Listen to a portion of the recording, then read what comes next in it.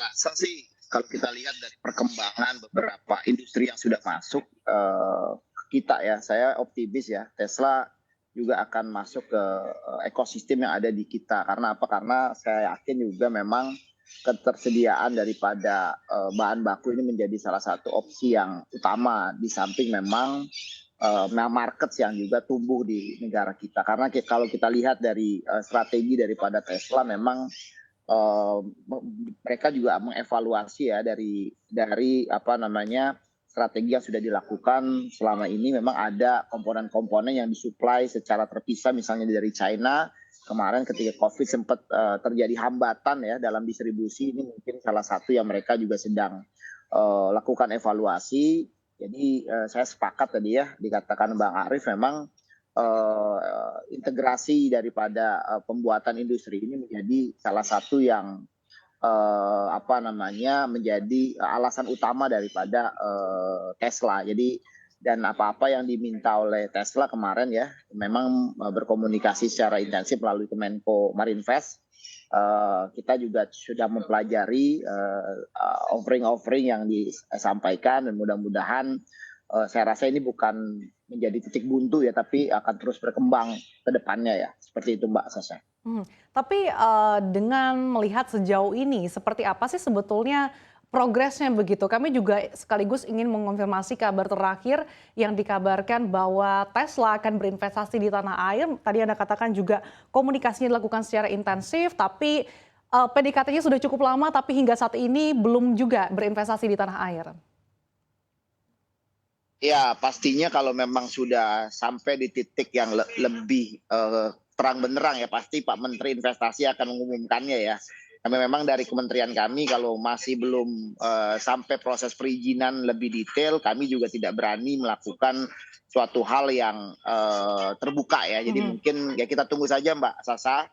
Tapi sejauh ini boleh dibilang dari pihak Tesla pun tidak menutup komunikasi, apalagi kemarin di G20 juga terjadi pembicaraan-pembicaraan. Jadi harapan kami memang ekosistem yang ada di Indonesia, investornya kan dari berbagai macam ini ya kan, tidak Iya. tidak berat di suatu negara lah. Mhm. Jadi udah ada dari Korea, dari China dulu gitu kan, Mhm. lalu dari Jerman, lalu dari Inggris, dari Jepang. Jadi semakin banyak yang masuk ke Indonesia, harapan kita juga alih teknologinya semakin cepat ya. Nah ini kan yang harapan kami, alih teknologi sebagai cepat, ekosistem dan supply chain-nya juga bisa tumbuh dan berkembang di Indonesia gitu.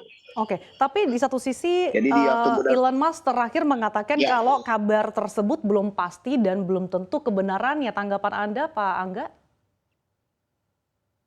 ya memang kan seperti saya sampaikan, kalau belum pada tahap perizinan ya, perizinan secara detail berapa nilai investasinya itu kan boleh dibilang kan masih PDKT. Mhm. Tapi kalau kita lihat perkembangan dari berbagai negara lain, ini kan boleh dibilang kita boleh Kendalanya boleh apa sih apa Pak ya, terkait boleh dengan bangga perizinan lah ini sebetulnya?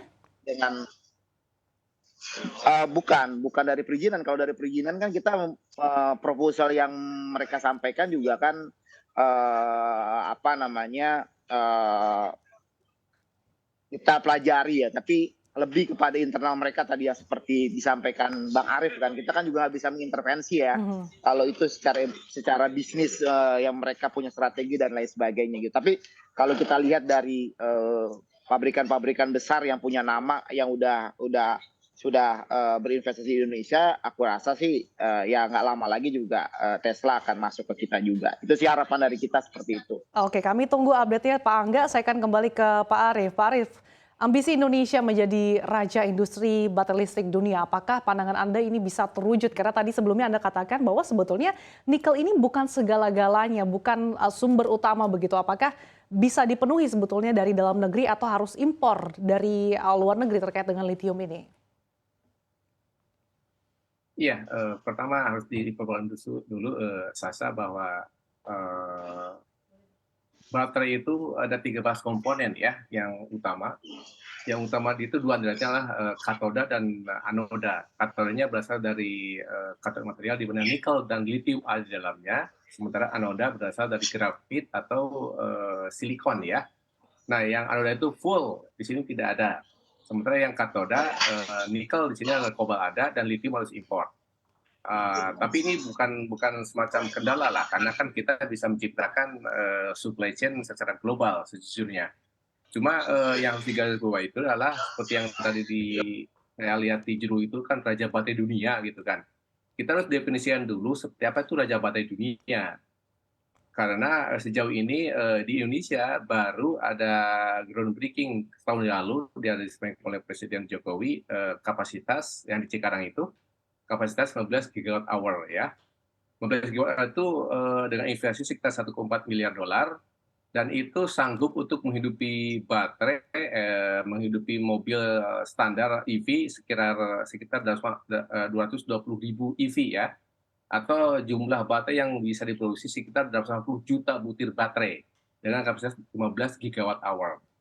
Itu satu plant di Indonesia. Sementara satu plant Tesla yang terkini adalah di Berlin ya, itu satu plant aja sanggup memproduksi 200 gigawatt hour per tahun, atau lebih dari 25 kali lipatnya yang di Cikarang, Indonesia. Dan di Berlin sendiri itu berintegrasi dengan EV, karena biasanya Tesla membangun baterai plant sekaligus dengan EV plant-nya gitu ya. Nah, Berlin sendiri tidak memiliki pabrik katot baterai yang mumpuni, semuanya diimpor dari berbagai penjuru dunia, terutama dari Asia kuning ya, Jepang, Korea, dan China.